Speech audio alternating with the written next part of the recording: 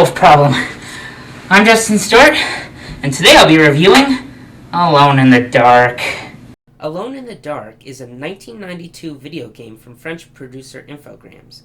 Like Another World, it's one of the first games to use polygonal graphics. Also, it's considered by many to be one of the first survival horror games. The game is available for DOS and for the 3DO, and it is loosely connected to Infogrames' other adventure games, Shadow of the Comet and Prisoner of Ice, although you don't have to play those games to understand or enjoy this one. What do you mean they cut the power? How could they cut the power, man? They're animals.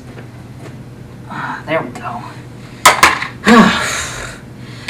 Please don't confuse this game for the mediocre remake Alone in the Dark: The New Nightmare.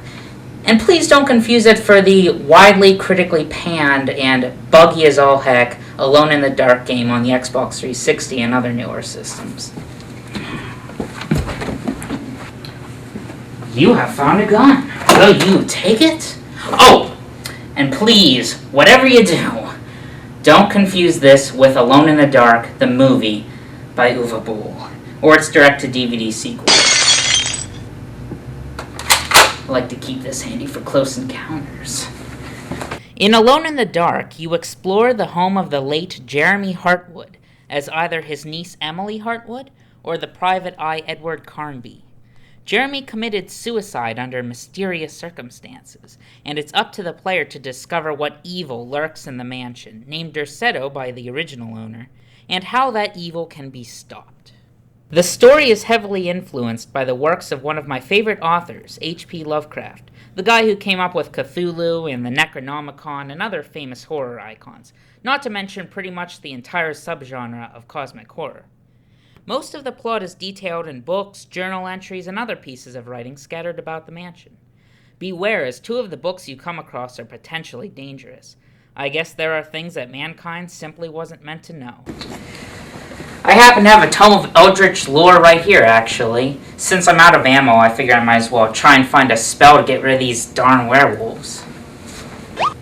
Let's see what we've got here.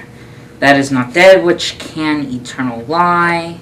Black Seas of Infinity. Every single missile hit the target. IDK my BFF Jill. All your base are belong to... Oh, okay, there we go.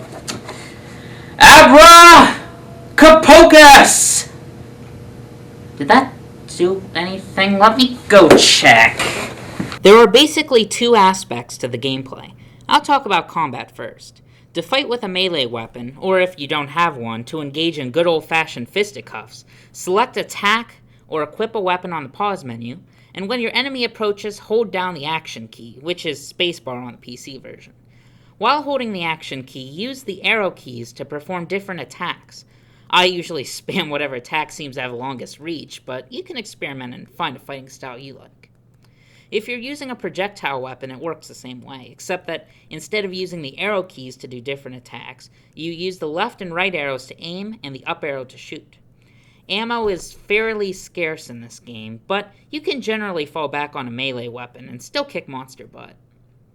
Also, you can throw almost any item, which can hurt some enemies from a distance. It's not a tactic I generally use, but it can be amusing. Throwing is mostly useful for solving certain puzzles and for discarding items when you're too lazy to try and find good places to set them down.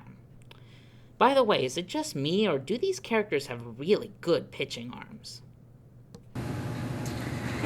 As fun as combat is in Alone in the Dark, it is a bit stiff by today's standards. However, most of the time you won't be fighting, you'll be exploring and solving puzzles, which are 2 things that I think Alone in the Dark handles pretty well.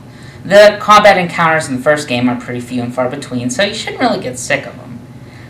I'm gonna go check and see if I got rid of the werewolves. Hold on.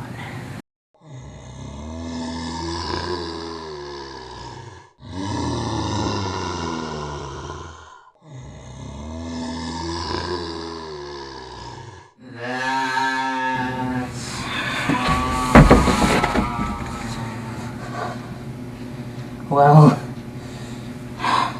The good news is, the werewolves are gone.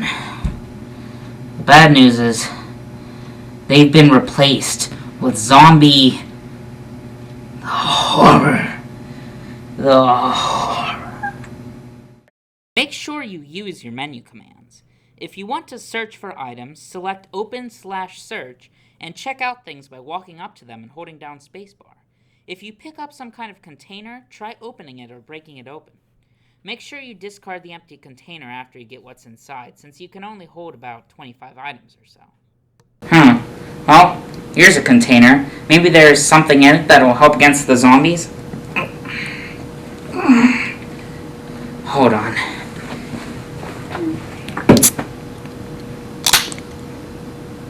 Ah, jeez. Oh, man. Looks like I accidentally opened up a can of whoop-ass. I don't want to spoil too many of the puzzles, but there are a few cheap, dirty tricks you should watch out for, and I'll go ahead and let you know about those. First of all, when you can get into the basement, make sure you remove the wedge from underneath one of the barrels against the wall.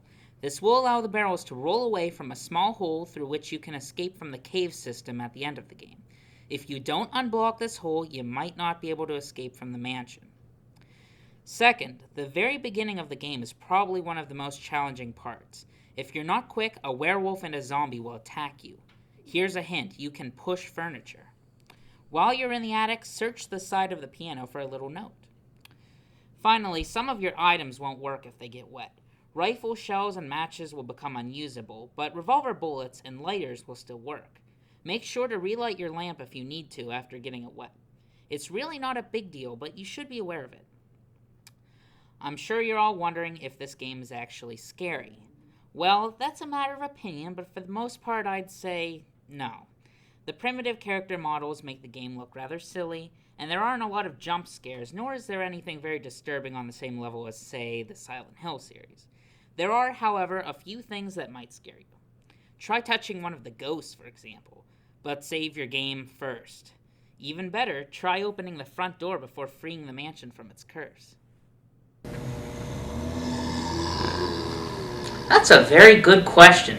What system should you get it for? Well, not a lot of people have a 3DO. I sure don't. So that pretty much leaves the PC version. Now you can get it on floppy disk or on CD-ROM. The CD-ROM is only different because it has full voice acting. It's really terrible voice acting, but if you like making fun of that kind of thing, could be an improvement. Also, most people don't have a floppy drive, so really, the CD-ROM version wins through process of elimination. Puppy.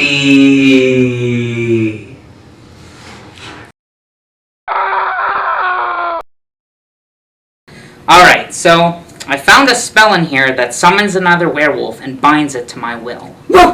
Quite you. I also found some information about the zombies in here. This type of zombie, it turns out, is afraid of poor people. So, assuming the werewolf doesn't get them all, I'll probably be okay anyway. Now for my escape route.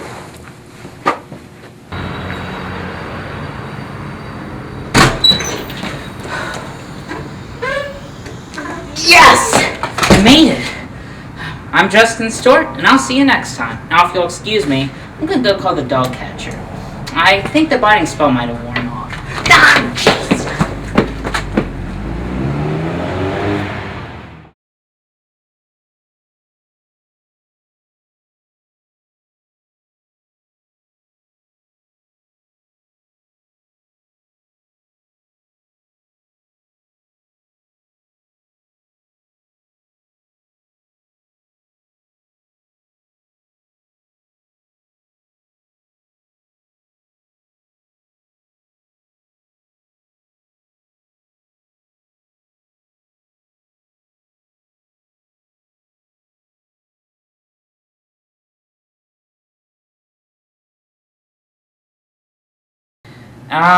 I don't know where I'm going with this, so let's just do another take.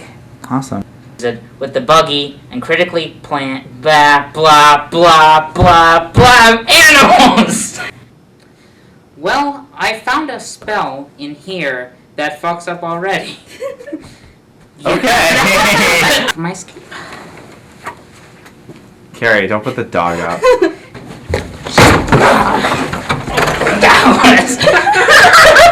Yeah! That was remarkable. How can you asshole? Take two.